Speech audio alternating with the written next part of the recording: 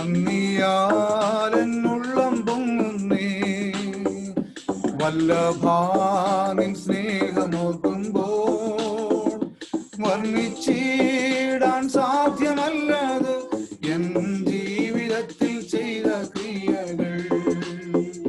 വർണ്ണിച്ചിടാൻ സാധ്യമല്ലത് N ജീവിതത്തിൽ ചെയ്ത ക്രിയകൾ.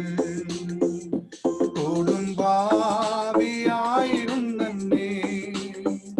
വൻചേറ്റിൽ നിന്നും കയറ്റി ക്രിസ്തുവാകും പാറമേൽ നിർത്തി പുത്തൻ പാട്ടും എന്റെ നാവിൽ തന്നതാ. ക്രിസ്തുവാകും പാറമേൽ നിർത്തി പുത്തൻ പാട്ടും എന്റെ നാവിൽ തന്നതാ. വൻ ശോധനാവേളയിൽ തീച്ചൂളയിൻ നടുവിൽ ചാരത്തണഞ്ഞു രക്ഷിച്ച മമകാന്തനെ നിൻ സ്നേഹമോർക്കുമ്പോ. ചാരത്തണഞ്ഞു രക്ഷിച്ച മമകാന്തനെ നിൻ സ്നേഹമോർക്കുമ്പോ. നന്ദിയാലെന്നുള്ളം പൊങ്ങുന്നേ. വല്ലഭാനിൻ സ്നേഹമോർക്കുമ്പോൾ വർണ്ണിച്ചിടാൻ സാധ്യമല്ലത് എൻ ജീവിതത്തിൽ ചെയ്ത ക്രിയകൾ. വർണ്ണിച്ചിടാൻ സാധ്യമല്ലത് എൻ ജീവിതത്തിൽ ചെയ്ത ക്രിയകൾ.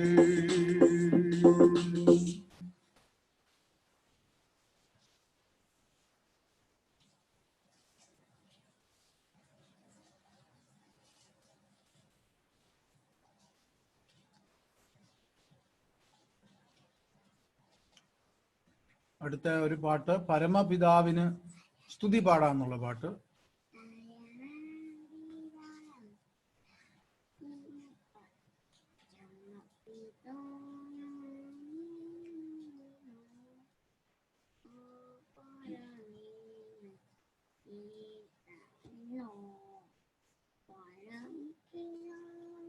ഷെറീന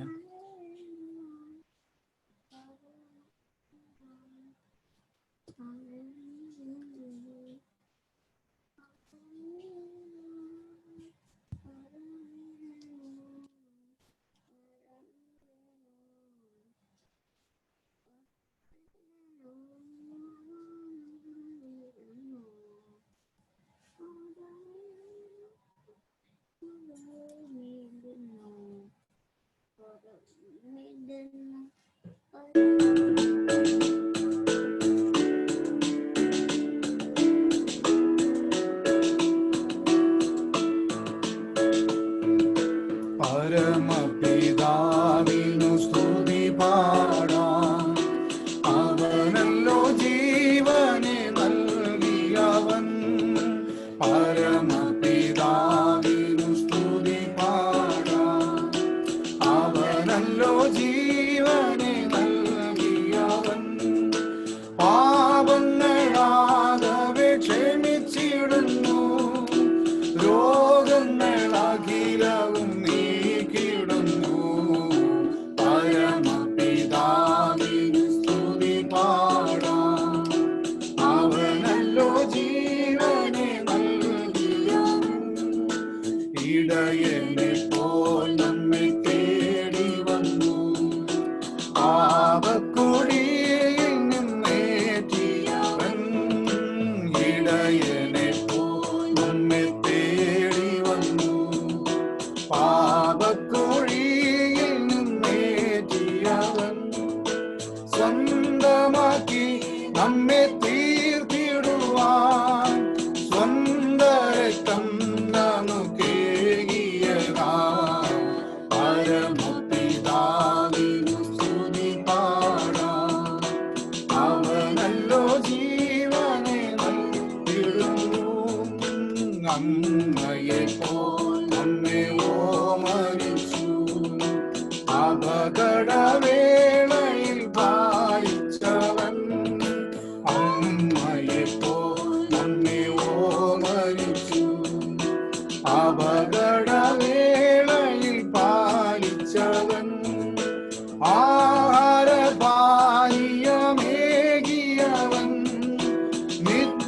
നിത്യമാം ജീവനും നൽകിയിടുന്നു.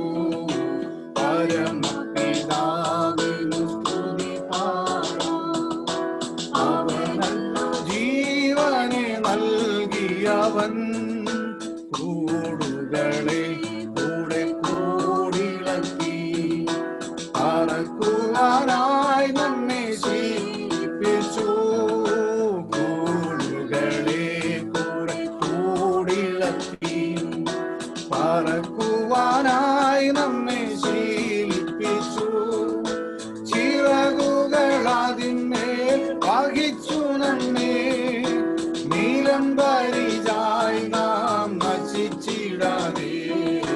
പരമപിതാവിനു സ്തുതി പാടാം. അവനല്ലോ ജീവനെ നൽകിയവൻ, സ്തോത്രം ചെയ്യാം ഹൃദയംഗമായി. കുമ്പിടാം അവൻ മുമ്പിലാദരവായി, സ്തോത്രം ചെയ്യാം ഹൃദയംഗമായി. കുമ്പിടാം അവൻ മുമ്പിലാദരവായി. ഹല്ലേലൂയ പാടാം മോദമോടെ, അവനല്ലോ നമ്മുടെ രക്ഷയിൻ പാറ. പരമപിതാവിനു സ്തുതി പാടാം. അവനല്ലോ ജീവനെ നൽകിയവൻ.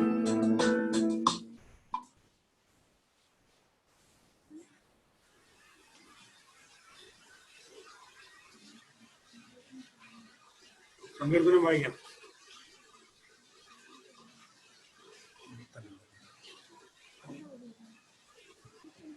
സങ്കീർത്തനം 16.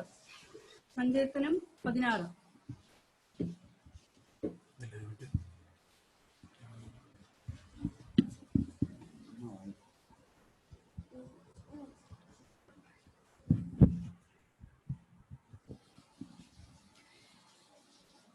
പതിനാറാം സങ്കീർത്തനം. ദൈവമേ, ഞാൻ നിന്നെ ശരണം ആക്കിയിരിക്കിയാൽ എന്നെ കാത്തുകൊള്ളണമേ. ഞാൻ യഹോവയോട് പറഞ്ഞത്, നീ എന്റെ കർത്താവാകുന്നു, നീ ഒഴികെ എനിക്ക് ഒരു നന്മയുമില്ല. ഭൂമിയിലെ വിശുദ്ധന്മാരോ, അവർ എനിക്ക് പ്രസാദമുള്ള ശ്രേഷ്ഠന്മാർ തന്നെ. അന്യദേവനെ കൈക്കൊള്ളുന്നവരുടെ വേദനകൾ വർദ്ധിക്കും. അവരുടെ രക്തപാനീയ ബലികളെ ഞാൻ അർപ്പിക്കയില്ല. അവരുടെ നാമങ്ങളെ എന്റെ നാവിന്മേൽ എടുക്കുകയുമില്ല. എന്റെ അവകാശത്തിന്റെയും പാനപാത്രത്തിന്റെയും പങ്ക് യഹോവയാകുന്നു. നീ എനിക്കുള്ള ഓഹരിയെ പരിപാലിക്കുന്നു. അളവ് നൂൽ എനിക്ക് മനോഹര ദേശത്ത് വീണിരിക്കുന്നു. അതെ, എനിക്ക് നല്ലൊരു അവകാശം ലഭിച്ചിരിക്കുന്നു. എനിക്ക് ബുദ്ധി ഉപദേശിച്ചു തന്ന യഹോവയെ ഞാൻ വാഴ്ത്തും. രാത്രി കാലങ്ങളിലും എന്റെ അന്തരംഗം എന്നെ ഉപദേശിക്കുന്നു. ഞാൻ യഹോവയെ എപ്പോഴും എന്റെ മുമ്പിൽ വെച്ചിരിക്കുന്നു. അവൻ എന്റെ വലത്തുഭാഗത്തുള്ളത് കൊണ്ട് ഞാൻ കുലുങ്ങിപ്പോകയില്ല. അതുകൊണ്ട് എന്റെ ഹൃദയം സന്തോഷിച്ച് എന്റെ മനസ്സ് ആനന്ദിക്കുന്നു. എന്റെ ജഡവും നിർഭയമായി വസിക്കും. നീ എന്റെ പ്രാണനെ പാതാളത്തിൽ വിടുകയില്ല. നിന്റെ പരിശുദ്ധനെ ദ്രവത്വം കാണുവാൻ സമ്മതിക്കുകയുമില്ല. ജീവന്റെ വഴി നീ എനിക്ക് കാണിച്ചു തരും. നിന്റെ സന്നിധിയിൽ സന്തോഷ പരിപൂർണതയും നിന്റെ വലത്തുഭാഗത്ത് എന്നും പ്രമോദങ്ങളും ഉണ്ട്.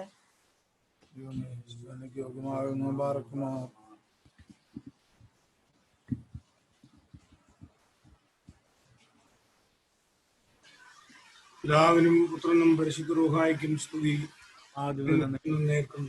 ആമേൻ. പ്രാർത്ഥിക്കാം. ദൈവമായ കർത്താവേ, ഞങ്ങളുടെ സ്വർഗ്ഗസ്ഥ പിതാവേ, ഈ ഞായറാഴ്ചയുടെ സന്ധ്യയിൽ ഒരുമിച്ച കർത്താവെ വീണ്ടും ഈ പ്രത്യേക സംവിധാനത്തിലൂടെ തിരുസന്നിധിയിൽ അടുത്തു വരുവാൻ, തിരുനാമത്തെ മഹത്വപ്പെടുത്തുവാൻ ഞങ്ങൾക്ക് നീ അനുവദിച്ചു തന്ന കൃപയ്ക്കായി നന്ദിയോടെ സ്തോത്രം. ഇതിലെ കർത്താവെ, സംഭവപൂരമായ ലോകത്തിൽ ഞങ്ങൾ അനുഭവിക്കുന്ന അവിടുത്തെ കൃപകൾ, അവിടുത്തെ സ്നേഹം, കരുതൽ എത്ര വലിയതാണ്. ദൈവമേ, നിന്റെ സന്നിധിയിൽ ഞങ്ങളെ തന്നെ താഴ്ത്തി സമർപ്പിക്കുന്നു. ഞങ്ങളിതിൽ നിന്നും യോഗ്യതയുള്ളവരല്ല എങ്കിലും കർത്താവെ, അവിടുന്ന് അവിടുത്തെ വലിയ കൃപയാൽ ഞങ്ങളെ സ്നേഹിക്കുന്നത് ഓർത്ത് സ്തോത്രം ചെയ്യും. ദൈവമേ, പ്രതിസന്ധികളുടെ മധ്യത്തിൽ നിന്റെ കൃപ ധാരാളമായി അനുഭവിപ്പാൻ ഇടയാക്കണമേ എന്ന് പ്രാർത്ഥിക്കും. ഈ സമയം ഞങ്ങളുടെ സമസൃഷ്ടങ്ങളായ പ്രതിസന്ധിയിൽ, വേദനയിൽ, ലോകത്തിൽ ഭയത്തോടെ കഴിഞ്ഞുകൂടുന്ന എല്ലാവരെയും ഞങ്ങൾ ഓർക്കുന്നു. എല്ലാ സാഹചര്യങ്ങളെയും നിയന്ത്രിക്കുന്നവനും നടത്തുന്നവനും പരിപാലിക്കുന്നവനും അവിടുന്ന് ആകയാൽ സ്തോത്രം. നിനക്ക് അസാധ്യമായ ഒന്നുമില്ലല്ലോ. അവിടുത്തെ വലിയ സന്നിധിയിൽ സകലവും സമർപ്പിക്കുന്നു. കർത്താവെ, ഈ വലിയ പ്രതിസന്ധിയെ മറികടക്കുവാൻ ലോകത്തെ അവിടുന്ന് ശക്തീകരിക്കണമേ. എല്ലാ കൃപകളാലും നിറയ്ക്കണമെന്ന് പ്രാർത്ഥിക്കുന്നു. ഞങ്ങളെല്ലാവരെയും ഓർക്കുന്ന ഇടവകയായി ഞങ്ങളെ അവിടുത്തെ കരങ്ങളിൽ സമർപ്പിച്ച് പ്രാർത്ഥിക്കുന്നു. കർത്താവ് എല്ലാവരെയും അനുഗ്രഹിക്കണമേ. എല്ലാ കുടുംബങ്ങളെയും നിന്റെ കരങ്ങളിൽ സമർപ്പിക്കുന്നു. ജീവിത വഴികളിൽ എല്ലാവർക്കും അവിടുന്ന് നല്ല ആലോചനക്കാരനായി കൂട്ടാളിയായിരിക്കണമേ എന്ന് പ്രാർത്ഥിക്കുന്നു. കർത്താവെ, രോഗികളായി കഴിയുന്നവരുണ്ട്, അവരെ പ്രത്യേകം സമർപ്പിക്കുന്നു. ആവശ്യമായ സൗഖ്യത്തെ അവിടുന്ന് പ്രദാനം ചെയ്യണമേ. ദൈവമേ, ഞങ്ങളുടെ എല്ലാ സാഹചര്യങ്ങളെയും അവിടുന്ന് അറിയുന്ന ദൈവമാകയാൽ സ്തോത്രം. ഇന്ന് ഈ കൂട്ടുവരവിന്റെ ഭാഗമായി ഇതിൽ സംബന്ധിക്കുന്ന എല്ലാവർക്കും വേണ്ടിയും പ്രാർത്ഥിക്കുന്നു. ദൈവമേ, എല്ലാവരെയും നീ അനുഗ്രഹിക്കണമേ. ഞങ്ങളുടെ ഒരുമിച്ചുള്ള ധ്യാനം അത് വ്യക്തമായ സമർപ്പണത്തിലേക്ക് ഞങ്ങളെ നയിക്കുവാൻ ഇടയാക്കണമേ. എന്റെ ആലോചനയാൽ ഞങ്ങളെ നിറച്ചനുഗ്രഹിക്കണം. യേശുവിന്റെ നാമത്തിൽ ഞങ്ങളുടെ പ്രാർത്ഥന കേൾക്കുമാറാകണമേ. ആമേൻ. ഇന്ന് നമുക്ക് സന്ദേശം നൽകുന്നത് നമ്മുടെ പ്രിയപ്പെട്ട ജെയിംസൺ ആണ്. ജെയിംസിനെ ക്ഷണിക്കും. ദൈവനാമത്തിന് മഹത്വം ഉണ്ടാകട്ടെ. നമ്മുടെ കൂട്ടായ്മയിൽ ഒരുമിച്ച് ദൈവത്തെ മഹത്വപ്പെടുത്തുവാൻ ദൈവമായ കർത്താവ് നൽകിത്തന്ന വലിയ ഭാഗ്യത്തിനായിട്ട് ഞാൻ ദൈവത്തെ സ്തുതിക്കുന്നു. എല്ലാ ഞായറാഴ്ചയും വൈകുന്നേരം 6:30 മണി മുതൽ കൂട്ടായ്മ അനുഭവിപ്പാൻ ദൈവമായ കർത്താവ് നമുക്ക് ഭാഗ്യം തരുന്നുണ്ട്. അതൊരു വലിയ പദവിയാണ്. പള്ളിയിൽ വരാനോ ഒന്നും സാധിക്കാത്ത ഒരു സാഹചര്യത്തിൽ ദൈവമായ കർത്താവ് നൽകിത്തന്ന ഈ നല്ല അവസരത്തിനായിട്ട് ഞാൻ ദൈവത്തെ സ്തുതിക്കുന്നു.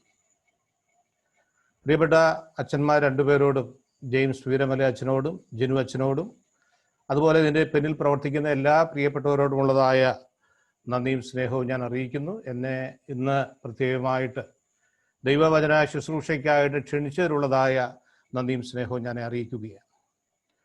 ഞാൻ ആണ് ജെയിംസ് അച്ഛൻ എന്നോട് ഈ കാര്യത്തെക്കുറിച്ച് പറഞ്ഞത്.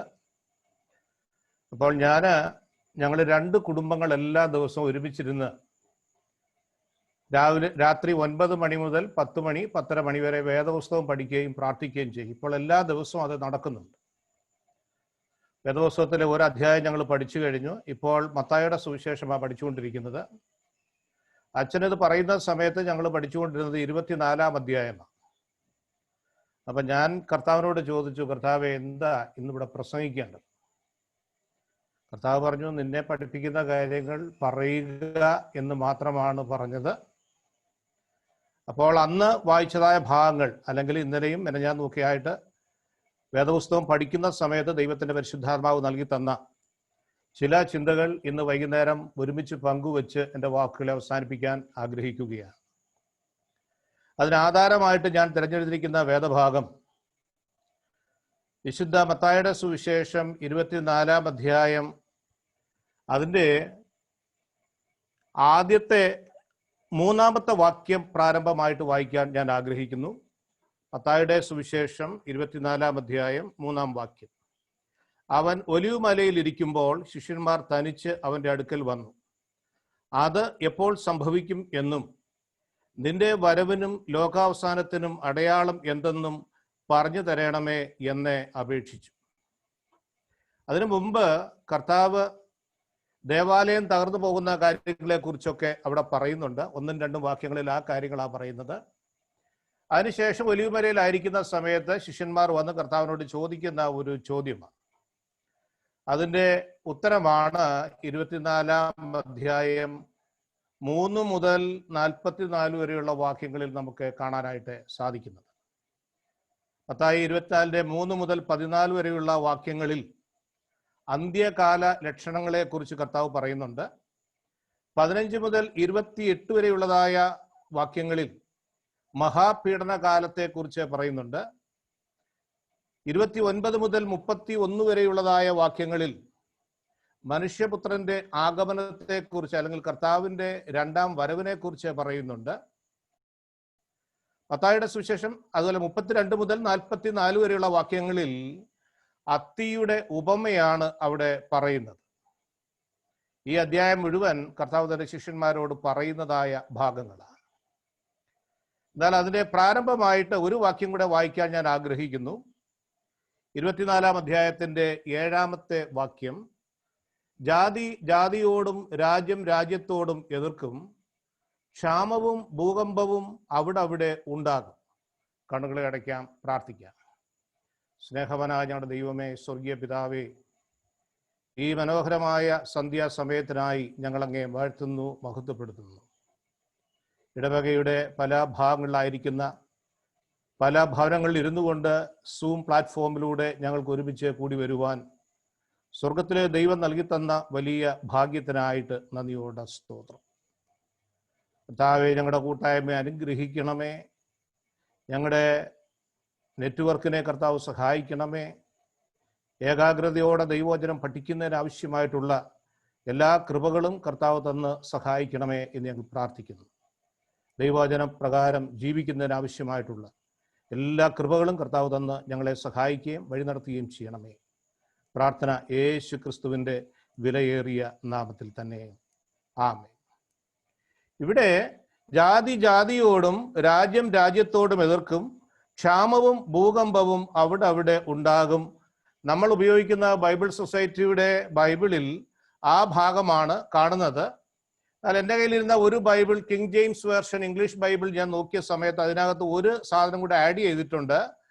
പകർച്ചവ്യാധിയും അവിടെ ഉണ്ടാകും, പെസ്റ്റിലൻസ് എന്ന് അവിടെ കാണുന്നുണ്ട്. കിങ് ജെയിംസ് വേർഷനിൽ ആ ഒരു ഭാഗമുണ്ട്.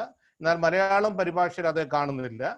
എന്നാൽ ലൂക്കോസിന്റെ സുവിശേഷം 21 അധ്യായം 11-ാമത്തെ വാക്യം നമ്മൾ വായിക്കുന്ന സമയത്ത് അവിടെ ഈ 3 കാര്യങ്ങളെ കുറിച്ചും അവിടെ പറഞ്ഞിട്ടുണ്ട്. പകർച്ചവ്യാധിയെക്കുറിച്ചും പറയുന്നുണ്ട്. പ്രത്യേകിച്ച് നമ്മൾ ഇന്ന് ജീവിക്കുന്ന ഒരു കാലഘട്ടം എന്ന് പറയുന്നത് പകർച്ചവ്യാധിയുടെ ഒരു കാലഘട്ടമാണ്.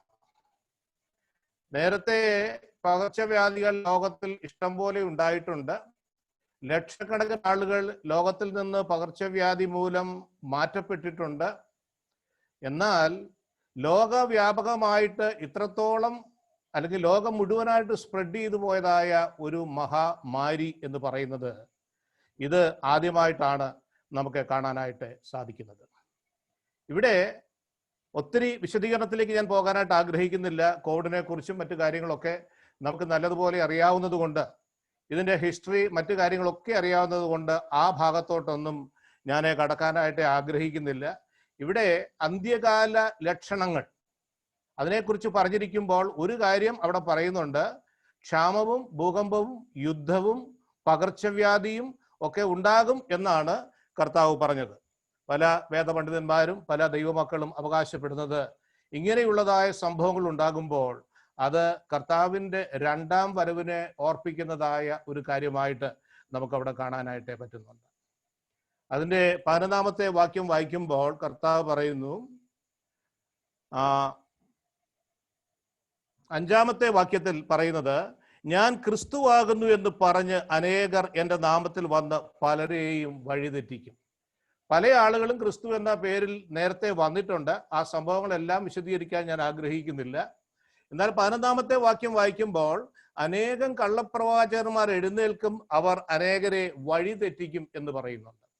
നമ്മൾ സഭയായിട്ട് ആരാധനയ്ക്കൊക്കെ കൂടി വരുന്ന സമയത്ത് എല്ലാം തെറ്റാണ്, അത് ശരിയല്ല എന്ന് പറഞ്ഞ് പല ആളുകളും നമ്മെ വന്ന് വഴിതെറ്റിക്കുന്ന അനുഭവത്തിലേക്ക് പോകും. അവിടെയൊക്കെ വീണുപോകാതിരിപ്പാൻ നമ്മൾ സൂക്ഷിക്കേണ്ടത് ഏറ്റവും ആവശ്യമാണ്. കള്ളപ്രവാചകന്മാരുടെ ഒരു കാലഘട്ടത്തിൽ തന്നെയാണ് നമ്മൾ ഇന്ന് ജീവിക്കുന്നത്. അവിടെ എന്തൊക്കെയാണ് നടക്കുന്നതെന്ന് ചോദിച്ചു കഴിഞ്ഞാൽ നമുക്ക് TV ഒക്കെ കാണുമ്പോഴും അല്ലാത്ത സമയത്തും ഒക്കെ ആ സംഭവങ്ങളൊക്കെ നമുക്ക് അറിയാനായിട്ട് സാധിക്കുന്നുണ്ട്. എന്നാൽ ദൈവവചനം ആഴമായി പഠിക്കുകയും അത് പ്രാവർത്തികമാക്കുകയും ചെയ്യുമ്പോൾ ഇങ്ങനെയുള്ള കാര്യങ്ങൾ വീണുപോകാതിരിക്കാനായിട്ട് നമുക്ക് സാധിക്കും. അതുപോലെ എൻ്റെ 6-ാമത്തെ വാക്യം വായിക്കുമ്പോൾ, നിങ്ങൾ യുദ്ധങ്ങളെയും യുദ്ധശ്രുതികളെയും കുറിച്ച് കേൾക്കും, ചഞ്ചലപ്പെടാതിരിക്കുവാൻ സൂക്ഷിച്ചുകൊള്ളുവിൻ, അത് സംഭവിക്കേണ്ടത് തന്നെ, എന്നാൽ അത് അവസാനമല്ല. ദൈവത്തിൻ്റെ സ്തോത്രം. ഇവിടെ യുദ്ധങ്ങളെക്കുറിച്ചും യുദ്ധശ്രുതികളെക്കുറിച്ചും നമ്മൾ കേൾക്കുമ്പോൾ ഇപ്പം നമ്മൾ കേട്ടുകൊണ്ടിരിക്കുകയാണ്, ഇന്ത്യയും പ്രത്യേകിച്ച് നമ്മുടെ രാജ്യമാണ്, ഇന്ത്യയും ചൈനയും തമ്മിൽ യുദ്ധം ഉണ്ടാകുമോ ഉണ്ടാകില്ലയോ എന്നുള്ളതായ കൺഫ്യൂഷൻസൊക്കെ ആളുകൾക്ക് ഇങ്ങനെ ഇരിക്കുന്നുണ്ട്. ചിലപ്പോൾ ഉണ്ടാകാം, ചിലപ്പോൾ ഉണ്ടാകാതിരിക്കാം. നമ്മുടെ പ്രതിരോധ മന്ത്രി പാർലമെന്റിൽ പ്രസ്താവനകളൊക്കെ ചെയ്യുന്നുണ്ട്. ഇത് എന്ത് തന്നെയായിരുന്നാലും യുദ്ധങ്ങളെയും യുദ്ധശ്രുതികളെയും കുറിച്ച് നിങ്ങൾ കേൾക്കുമ്പോൾ കർത്താവിന്റെ വരവ് അടുത്തായിരിക്കുന്നു എന്നുള്ളതായ കാര്യം നമ്മൾ ഓർക്കേണ്ടതാണ്. എന്നാൽ അത് അവസാനമല്ല എന്ന് അവിടെ പറയുന്നുണ്ട്. അതുപോലെ 7-ാമത്തെ വാക്യം വായിക്കുമ്പോഴാണ് നമ്മൾ ആദ്യം കേട്ടതായ കാര്യം, ജാതി ജാതിയോട് രാജ്യം രാജ്യത്തോടെ എതിർക്കും എന്ന് പറഞ്ഞാൽ fight between Nations and Nations എന്ന് പറഞ്ഞാൽ ജാതികൾ തമ്മിലുള്ളതായ പോരാട്ടം. നമുക്ക് നല്ലതുപോലെ അറിയാവുന്ന കാര്യമാണ്, മതത്തിന്റെ പേരിലാണ് ഇന്ന് ഏറ്റവും കൂടുതൽ അടി നടക്കുന്നത്. ആളുകൾ ക്രിസ്ത്യാനിയെ തല്ലുന്നു, ഹിന്ദുക്കളും മുസ്ലിംസും തമ്മിൽ അടിവെക്കുന്നു, എവിടെ നോക്കിയാലും പ്രയാസത്തിലായിരിക്കുന്നു. ഇത് അന്ത്യകാലത്തിന്റെ ഒരു ലക്ഷണമായിട്ട് നമ്മൾ കാണേണ്ടത് ഏറ്റവും ആവശ്യമാണ്. അതുപോലെ രാജ്യം രാജ്യത്തോടെ പോരാടുന്നു, ജാതി ജാതിയോട് രാജ്യം രാജ്യത്തോടെ പോരാടുന്നു കാണുമ്പോൾ അന്ത്യകാലത്തിന്റെ ലക്ഷണങ്ങളായിരിക്കുന്നു എന്ന് നമ്മൾ ഓർക്കേണ്ടത് ആവശ്യമാണ്. അതുപോലെ ക്ഷാമവും ഭൂകമ്പവും അവിടെ ഉണ്ടാകും. ഇന്ന് നമ്മൾ ചോദിക്കുമായിരിക്കും, ഇന്ന് ഇവിടെ ക്ഷാമം കാണുന്നത്? ഇന്ന് സമൃദ്ധിയുടെ കാലഘട്ടമാണല്ലോ. കോവിഡൊക്കെ വന്ന സമയത്ത് പിണറായി വിജയൻ സാർ, കേരള മുഖ്യമന്ത്രി, അദ്ദേഹം എല്ലാവർക്കും സൗജന്യമായിട്ടൊരു കിറ്റ് കൊടുത്തു. ഞാനും വാങ്ങിച്ചു. ഇഷ്ടം പോലെ സാധനങ്ങളുണ്ട്. ഇന്ന് അരി 1 രൂപയ്ക്കും 2 രൂപയ്ക്കും കിട്ടുന്ന ഒരു കാലമാണ്. ഒരു പ്രയാസവും ഇല്ലാത്ത നിലയിൽ സമൃദ്ധമായിട്ട് ജീവിക്കുന്ന ഒരു കാലഘട്ടം. അപ്പോൾ ക്ഷാമത്തെക്കുറിച്ചൊക്കെ പറയുമ്പോൾ നമ്മളത് വിശ്വസിക്കാനായിട്ട് പ്രയാസമുള്ള ഒരു കാര്യമാണ്. ഇന്നെങ്ങനെ ക്ഷാമത്തെക്കുറിച്ച് നമുക്ക് പറയാനായിട്ട് സാധിക്കുന്നത്? എർത്ത്ക്വേക്കിനെ കുറിച്ച് അല്ലെങ്കിൽ ഭൂകമ്പത്തെക്കുറിച്ച് നമ്മൾ പറയുമ്പോൾ ആ കാര്യങ്ങളും പലപ്പോഴും ഇന്ന് അവിടെ ഇവിടെയൊക്കെ ഭൂകമ്പങ്ങൾ ഉണ്ടാവുന്നുണ്ട്. പക്ഷെ അതൊന്നും നമ്മളെ അലട്ടുന്നതായ പ്രശ്നങ്ങളായിട്ട് പലപ്പോഴും നമുക്ക് തോന്നുന്നില്ല. കഴിഞ്ഞ മാസം നമുക്കറിയാം, മൂന്നാറിലെ പെട്ടിമുടിയിൽ കിടന്നുറങ്ങാനായിട്ട് പോയ ആളുകൾ എത്രയോ 10-60 ആളുകൾ ഒലിച്ചു പോയതായിട്ട് നമുക്കറിയാം. പ്രകൃതിയുടെ ദുരന്തങ്ങൾ ധാരാളമായിട്ട് ഉണ്ടാകുന്നതായ കാര്യമാണ്. അതുപോലെ വീണ്ടും പറയുന്നതാണ് പെസ്റ്റിലൻസ് അഥവാ പകർച്ചവ്യാധി അവിടെ ഉണ്ടാകും. ഞാൻ അത് ആദ്യമായിട്ട് പറഞ്ഞതുകൊണ്ട് ആ ഭാഗത്തെക്കുറിച്ച് വീണ്ടും വിശദീകരിക്കാനായിട്ട് ഞാൻ ആഗ്രഹിക്കുന്നില്ല. ഇതൊക്കെ കാണുന്ന സമയത്ത് പള്ളി പൂട്ടിയിട്ട് മാർച്ച് മാസം 15-ാം തീയതി പള്ളിയിൽ ആരാധന നിന്നത്. ഇനി ദൈവം അനുവദിച്ചാൽ ചിലപ്പോൾ ഈ മാസം തുറക്കുമോ തുറക്കില്ലയോ. ഇടയ്ക്കൊക്കെ ഇങ്ങനെ ആരൊക്കെയോ പറഞ്ഞു കേട്ടു, സെപ്റ്റംബർ മാസം അവസാനത്തോടു കൂടി ആരാധന ആരംഭിക്കും. ചില പള്ളികളിലൊക്കെ ചോദിച്ചപ്പോൾ CSI പള്ളികളിലൊക്കെ ആരാധന തുടങ്ങിയിട്ടുണ്ട്. നമുക്കിന്ന് ഒരുമിച്ച് വരാനായിട്ടുള്ള സാഹചര്യം ഉണ്ടായോ ഇല്ലയോ എന്നെനിക്ക് ഇതുവരെയായിട്ട് എനിക്ക് അറിയത്തില്ല. എന്നാൽ ചില പള്ളികളിൽ ഗവൺമെന്റ് പ്രഖ്യാപിച്ചിട്ടുള്ളതായ സാമൂഹ്യ അകലമൊക്കെ പാലിച്ചുകൊണ്ട് ആരാധന നടത്തുവാനായിട്ട് സാധിക്കുന്നുണ്ട്. പക്ഷേ അന്ന് ആളുകളൊക്കെ തുടങ്ങിയ സമയത്ത് എന്നോട് പലരും പറഞ്ഞു, ജെയിംസിനെ ഇതൊരു 2-3 മാസമൊക്കെ നീണ്ടു പോകുന്ന ഒരു സംഭവമായിരിക്കും എന്ന് പറഞ്ഞു. അന്ന് 100-ൽ താഴെ മാത്രമേ കേരളത്തിൽ ഒരു ദിവസം കോവിഡ് ഉണ്ടാവുന്നുണ്ടായിരുന്നുള്ളൂ. അന്ന് കേരളം മുഴുവൻ പൂട്ടിയിട്ടേക്കുമായിരുന്നു, ലോക്ക്ഡൗൺ ആയിരുന്നു. ഇന്ന് 5000 ഒക്കെ കഴിഞ്ഞെന്നാ കേട്ടത്. അപ്പോൾ എല്ലാം തുറന്നിട്ടേക്കുകയാണ്. അപ്പോൾ 100-ൽ താഴെ ഉള്ളപ്പോൾ അടച്ചുപൂട്ടുകയും 5000 കഴിഞ്ഞപ്പോൾ തുറന്നിടുകയും ചെയ്യുന്ന ഒരു സമയം. ഓരോ ദിവസവും അതിങ്ങനെ വന്നുകൊണ്ടിരിക്കുന്നു. നമ്മളെ ഈ സൂം പ്ലാറ്റ്ഫോം ഒക്കെ ഓൺ ചെയ്ത സമയത്ത് ഞാനും അതിങ്ങനെ കേട്ടു, അച്ഛനും ഇങ്ങനെ കേട്ടോണ്ടിരിക്കുകയായിരുന്നു. അച്ഛനെ കണ്ടില്ലെന്നുള്ളതേ ഉള്ളൂ. പല ആളുകളൊക്കെ കോവിഡ് എന്നൊക്കെ പറയുന്നത് നമ്മളൊക്കെ കേട്ടതായ ഒരു കാര്യമാണ്. എന്താണ് സംഭവിക്കാൻ പോകുന്നത്? അന്ന് 2 മാസം 3 മാസം എന്നൊക്കെ പറഞ്ഞ ആളുകൾ ഇപ്പൊ പറയുന്നു 2 വർഷം കൊണ്ട് തീരുമോ 3 വർഷം കൊണ്ട് തീരുമോ എന്നുള്ളതിനെ കുറിച്ചൊന്നും ആർക്കും യാതൊരു നിശ്ചയവുമില്ലാതിരിക്കുന്നതായ ഒരു കാലഘട്ടത്തിലാണ് നമ്മൾ ജീവിക്കുന്നത്. അതുപോലെ 9-ാമത്തെ വാക്യം കാണുന്ന സമയത്ത്, എന്നാൽ അവർ നിങ്ങളെ ഉപദ്രവത്തിനെ ഏൽപ്പിക്കുകയും കൊല്ലുകയും ചെയ്യും, എന്റെ നാമനിമിത്തം സകല ജനതകളും നിങ്ങളെ വെറുക്കും എന്നാ പറയുന്നത്. ഇവിടെ 9-ാമത്തെ വാക്യത്തിൽ കണ്ട ഒരു കാര്യമാണ്. ഇവിടെ യേശു എന്നുള്ളതായ പേര് പറഞ്ഞാലേ ആളുകൾക്ക് പ്രയാസമുള്ളൂ. വേറെ ഏത് ദൈവത്തിന്റെ പേര് പറഞ്ഞാലും ഏത് മതത്തിന്റെ പേര് പറഞ്ഞാലും ആർക്കും യാതൊരു പ്രയാസവുമില്ല. എന്നാൽ യേശുവിനെ പ്രസംഗിച്ചാലോ യേശുവിനെ സാക്ഷിച്ചാലോ ആളുകൾക്കെല്ലാം ഭയങ്കര ബുദ്ധിമുട്ടുള്ളതായ ഒരു കാലഘട്ടത്തിലാണ് നമ്മൾ ജീവിക്കുന്നത്. എന്തിനാണ് യേശുവിന്റെ പേരിൽ ഇത്ര പ്രയാസം ഉണ്ടാക്കുന്നതെന്ന് ചോദിച്ചു കഴിഞ്ഞാൽ, യേശുവിന്റെ ജീവിതം പരിശോധിച്ചു കഴിഞ്ഞാൽ എന്തെങ്കിലും ഒരു തെറ്റ് കണ്ടുപിടിക്കാനായിട്ട് ആർക്കെങ്കിലും സാധിക്കുമോ?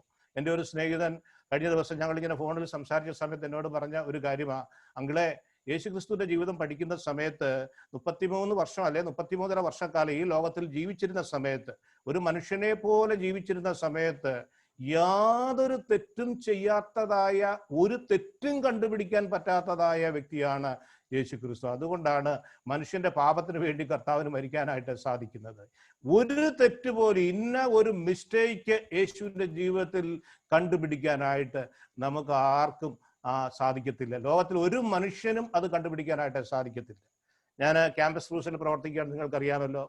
നേരത്തെ ഞങ്ങളിങ്ങനെ ടീമുകളൊക്കെ വിസിറ്റ് ചെയ്യുന്ന സമയത്ത് ഞാനും എൻ്റെ കൂടെ ഉണ്ടായിരുന്ന ആളും ഞങ്ങളുടെ 3-4 സ്റ്റാഫ് വർക്കേഴ്സ് ഒരുമിച്ച് കൂടുന്ന സമയത്ത് ഞങ്ങളിങ്ങനെ പറയും, നിങ്ങളുടെ കൂട്ടത്തിൽ പ്രവർത്തിക്കുന്ന ആളിനെ കുറിച്ച് ഒരു 3 നല്ല കാര്യം പറയാൻ. കൂടുതലൊന്നും പറഞ്ഞിട്ടില്ല. നിങ്ങളുടെ കൂടെ പ്രവർത്തിക്കുന്ന ആളിന്റെ ഒരു 3 നല്ല കാര്യം പറയുമ്പോൾ കൂടെ പ്രവർത്തിക്കുന്ന ഞാൻ ഉൾപ്പെടെയുള്ള ആളുകൾക്ക് ഭയങ്കര സങ്കടമാണ്. നല്ല കാര്യം കണ്ടിരിക്കാൻ ഭയങ്കര പ്രയാസം. ഒരു 2 കുറ്റം പറയാമോ ചോദിച്ചു 10 ഇങ്ങനെ വന്നുകൊണ്ടേ ഇരിക്കും. എന്ന് പറഞ്ഞാൽ മനുഷ്യന്റെ ജീവിതത്തിൽ നന്മ കണ്ടുപിടിക്കുവാനായിട്ട് വളരെ പ്രയാസമുള്ള ഒരു കാര്യമാണ്. കാരണം നമ്മുടെ ഹൃദയത്തിൽ നന്മയുണ്ടെങ്കിൽ മറ്റുള്ളവരുടെ നന്മ നമുക്ക് കണ്ടുപിടിക്കാനായിട്ട് സാധിക്കും. നമ്മുടെ ജീവിതത്തിൽ തിന്മയുണ്ടെങ്കിൽ നമ്മൾ മറ്റുള്ളവരെ എപ്പോഴും കുറ്റം പറഞ്ഞുകൊണ്ടേ ഇരിക്കും. നമ്മൾ ഓർക്കണം, കർത്താവ് നമുക്കൊരു മാതൃകയാണ്. യേശുവിൻ്റെ പേരിലാണ് ഈ പ്രോബ്ലം മുഴുവനായിട്ട് ഉണ്ടാകുന്നത്. ഞാനിപ്പോഴും ഓർക്കുന്നുണ്ട്, ബാംഗ്ലൂരിലൊക്കെ കുറേ പ്രോബ്ലംസ് ഒക്കെ ഉണ്ട്. പള്ളികളൊക്കെ ഇങ്ങനെ കത്തിക്കുകയാണ്, അച്ഛന്മാരെ തള്ളുകയാണ്, കന്യാസ്ത്രീമാരെ ഓടിച്ചു വിടുകയാണ്, പള്ളികൾ തീ വെക്കുന്നു, ക്രിസ്ത്യൻ സ്കൂളുകൾ തീ വെക്കുന്നു. കേരളത്തിൽ അങ്ങനെ വലിയ സംഭവങ്ങളൊന്നും റിപ്പോർട്ട് ചെയ്തിട്ടില്ല എങ്കിലും ഉത്തരേന്ത്യയിലൊക്കെ ഇങ്ങനെയുള്ളതായ സംഭവങ്ങളൊക്കെ ധാരാളമായിട്ട് നടക്കുന്നുണ്ട്. ഇതൊക്കെയൊക്കെ കാരണം എന്താണെന്ന് ചോദിച്ചു കഴിഞ്ഞാൽ, മോശമായിട്ട് എന്തെങ്കിലും ഒരു കാര്യം ഇവരാരും ചെയ്തിട്ടില്ല. പിന്നെയോ കർത്താവിനെ കുറിച്ച് അല്ലെങ്കിൽ കർത്താവിന്റെ നാമത്തിൽ ഇത് ചെയ്യുന്നു എന്നുള്ളത് മാത്രമേ ഉള്ളൂ. LK Advani AB Vajpayee Indian പ്രധാനമന്ത്രി ആയിരിക്കുന്ന സമയത്ത് ഒരു 10-15 വർഷം മുമ്പ് ഒത്തിരി ക്രിസ്ത്യാനികൾക്ക് പീഡനങ്ങൾ ഉണ്ടാകുന്ന സമയമാണ്. ആ സമയമായപ്പോൾ അദ്വാനിയും വാജ്പേയിയും കൂടെ ഒരിക്കൽ ബാംഗ്ലൂരിൽ വന്ന സമയത്ത് ബാംഗ്ലൂരിലുള്ള ക്രിസ്ത്യൻ ബിഷപ്പുമാരും ക്രിസ്ത്യൻ ലീഡേഴ്സും എല്ലാവരും കൂടെ ഒരുമിച്ച് അവരെ കാണാനായിട്ട് പോയി. അപ്പോൾ ഞാൻ കേട്ടതായ ഒരു റിപ്പോർട്ട് ഇതാണ്. അദ്വാനിയോട് ചെന്ന് ചോദിച്ചപ്പോൾ കാര്യങ്ങളൊക്കെ പറഞ്ഞു, ക്രിസ്ത്യൻസിനെതിരെയുള്ള പീഡനങ്ങളൊക്കെ അവസാനിപ്പിക്കണം എന്ന് പറഞ്ഞ സമയത്ത് അദ്വാനി പറഞ്ഞു, ഇത് പീഡനം വകവെച്ചു കൊടുക്കാനായിട്ട് സാധിക്കത്തില്ല. എല്ലാ മതത്തിനും വിശ്വസിക്കുവാനും അത് പ്രചരിപ്പിക്കുവാനുള്ള അവകാശം ഇന്ത്യൻ ഭരണഘടന ഉറപ്പ് നൽകുന്നുണ്ട്. ഈ ഗവൺമെന്റ് അത് നടത്തുവാനായിട്ട് പ്രതിജ്ഞാബദ്ധമാണ്. അതുകൊണ്ട് അക്രമം എവിടെ കണ്ടാലും ഞങ്ങൾ എതിർക്കും എന്ന് അദ്ദേഹം പറഞ്ഞ് എല്ലാവരെയും ആശ്വസിപ്പിച്ച് സന്തോഷത്തോടെ പറഞ്ഞു. അത് കഴിഞ്ഞ് വാജ്പേയിയെ കാണാനായിട്ട് ചെന്നു. വാജ്പേയിയെ കാണാൻ ചെന്ന സമയത്ത് വാജ്പേയി അങ്ങനെ സാധാരണ അങ്ങനൊന്നും വാവിളിച്ചെന്നും പറഞ്ഞില്ല, മിണ്ടാതിരുന്നു. അവസാനം ഒരു കാര്യം മാത്രം വാജ്പേയി പറഞ്ഞു, നിങ്ങൾ ഈ പ്രസംഗിക്കുന്ന പരിപാടി ഒന്ന് അവസാനിപ്പിക്കാമെങ്കിൽ ഇവിടെ ഒരു പ്രശ്നവും ഉണ്ടാകത്തില്ല എന്ന് പറഞ്ഞു. അതാണ്, നിങ്ങൾ ഈ സുവിശേഷം പ്രസംഗിക്കുന്നു, അതുകൊണ്ടാണ് ഇവിടെ ഒത്തിരി പ്രോബ്ലംസ് ഉണ്ടാകുന്നത് എന്ന് പറഞ്ഞു. അപ്പൊ അവിടെ ഒരു കാത്തലിക് ബിഷപ്പ് ഉണ്ടായിരുന്നു. കാത്തലിക് ബിഷപ്പ് പ്രൈം മിനിസ്റ്ററോട് ചോദിച്ചു, അല്ലയോ പ്രൈം മിനിസ്റ്റർ, ഞാനൊരു ചോദ്യം ചോദിക്കട്ടെ, അങ്ങ് ഞങ്ങളോട് പറയുന്നു സുവിശേഷം പ്രസംഗിക്കരുത് എന്ന്, എന്നാൽ ഞങ്ങളുടെ കർത്താവ് ഞങ്ങളോട് പറഞ്ഞിരിക്കുന്നത് ലോകമൊക്കെയും പോയി സകല ജാതികളെയും എൻ്റെ ശിഷ്യന്മാരാക്കാനാണ് പറഞ്ഞിരിക്കുന്നത്. ഞങ്ങൾ ഏതാ അനുസരിക്കേണ്ടത്? ദൈവത്തെ അനുസരിക്കണമോ അതോ പ്രധാനമന്ത്രിയെ അനുസരിക്കണമോ? അതിന് അദ്ദേഹത്തിന് മറുപടി ഒന്നുമില്ല. അതിനുശേഷം ആ ബിഷപ്പ് വാജ്പേയിയുടെ തലയിലോട്ട് കൈവച്ചെന്ന് പ്രാർത്ഥിച്ച് അദ്ദേഹം ഇറങ്ങിപ്പോരുകയാണ് ഉണ്ടായത്. അപ്പോൾ എല്ലാവരുടെയും പ്രശ്നം, കർത്താവ് ഗുഡ് ന്യൂസ്, സുവിശേഷം എന്ന് പറയുന്നത് സുവാർത്ത എന്നാ പറയുന്നത്, നല്ല കാര്യങ്ങൾ നിങ്ങൾ പോയി മറ്റുള്ളവരോട് പറയണം എന്ന് പറയുന്നത് ആർക്കും സഹിക്കാൻ പറ്റാത്ത ഒരു കാര്യം. മറ്റു കാര്യങ്ങൾ എന്ത് വേണമെങ്കിലും പറഞ്ഞാലും ആർക്കും ഒരു പ്രയാസവുമില്ല. കർത്താവ് പറഞ്ഞിട്ടുള്ള കാര്യങ്ങൾ പോയി പറയുമ്പോൾ അതൊരു വലിയ ബുദ്ധിമുട്ടുള്ളതായ ഒരു കാര്യം. അതുപോലെ 10ാമത്തെ വാക്യത്തിൽ പലരും വീണുപോകുകയും അന്യോന്യം ഏൽപ്പിച്ചു കൊടുക്കുകയും വെറുക്കുകയും ചെയ്യും. പല ആളുകൾ യേശുക്രിസ്തുവിൽ നിന്ന് വീണുപോകും, മാറിപ്പോകുന്ന അനുഭവങ്ങൾ പല ആളുകൾക്കും ഉണ്ടാകുന്ന അനുഭവത്തിലേക്ക് വരും. അതുപോലെ 8ാമത്തെ അവിടെ പറഞ്ഞിരിക്കുന്ന 12ാമത്തെ വാക്യത്തിൽ അധർമ്മം പെരുകുന്നത് കൊണ്ട് അനേകരുടെ സ്നേഹം തണുത്തുപോകും എന്നാ പറഞ്ഞത്. അധർമ്മം പെരുകുന്നത് കൊണ്ട് ലവ് വിൽ ഗ്രോ കോൾഡ്, അനേകരുടെ സ്നേഹം തണുത്തു പോകും എന്നാ പറഞ്ഞു. ഈ അധർമ്മം എന്ന് പറഞ്ഞാൽ എന്താ? വേദോസ്തവത്തിൽ ചില വാക്യങ്ങളൊക്കെ അതിനകത്തുണ്ട്. യോഹന്നാന്റെ 1-ാം ലേഖനം 3-ാം അധ്യായം 4-ാമത്തെ വാക്യത്തിലേക്ക് വരുമ്പോൾ, പാപം ചെയ്യുന്നവനെല്ലാം അധർമ്മവും ചെയ്യുന്നു, പാപം അധർമ്മം തന്നെ എന്നാ പറയുന്നത്.